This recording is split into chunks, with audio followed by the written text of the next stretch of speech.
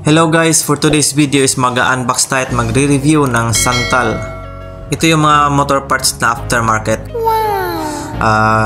Ito yung clutch bell ng Mio i125 at saka Mio Soul i125 guys. Kasi yung stock ko na clutch bell is bengkong na, nagkukulay violet na.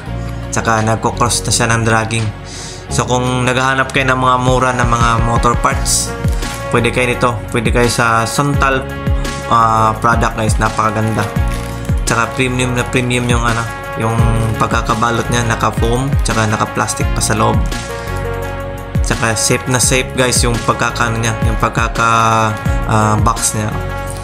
So buksan natin yung mismong bell niya. Naka-ziplock. Yun. So ito yung clutch bell na mga panggilid natin. So isa rin to sa mga nagkukos ng dragging kung ito ay mabibengkong.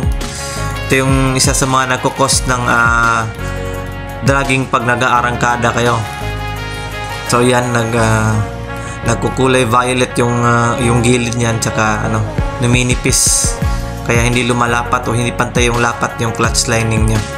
Ito yung itsura niya guys, napakaganda. Para din siyang stock ng clutch bell natin, halos kaparehas lang. So ikakabit na natin to guys.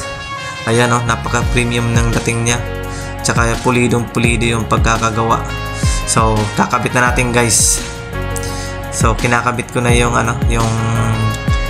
clutch bell natin. Tatanggalin ko lang muna yung mga fairings ng panggilid, tsaka yung cover niya.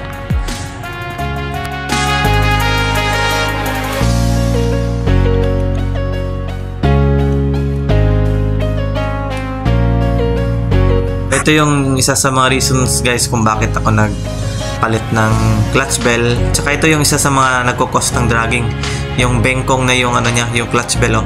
Makikita nyo naman sa video. Tapos yung kulay niya is nagkukulay violet.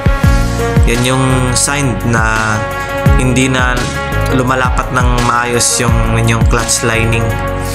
Ayun. So ito, napakakintab na yung kulay niya. Tsaka yung sa bago is okay pa yun. Tingnan nyo, kulay nagkukulay violet na yung clutch bell ng luma natin. So kailangan nating palitan. So ito yung clutch lining natin guys. Hindi na siya makakapares ng kapal kasi nga hindi siya nagkakapares ng lapat dun sa clutch bell natin.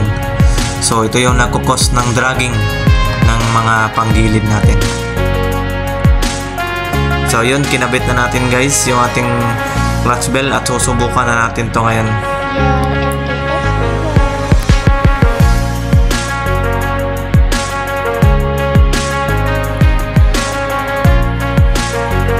So ito guys, inikot ko muna, titingnan natin kung may bengkong ba yung bagong clutch bell natin. At so far so good, wala naman. Yung nakikita nyo yung nag-swerve is yun yung cover ng clutch bell. So walang problema yun. Ayun, pinandar ko na. Napakaganda guys. Yung arangkada niya is nag-improve. Tsaka nawala na yung bengkong niya sa clutch bell. Ayan, tinesting ko na yung motor guys kung meron pa bang dragging sa arangkada ng motor natin.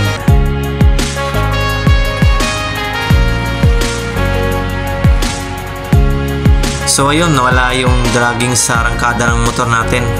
So napakaganda ng produkto nito guys. Mura na, tsaka sulit na sulit sa budget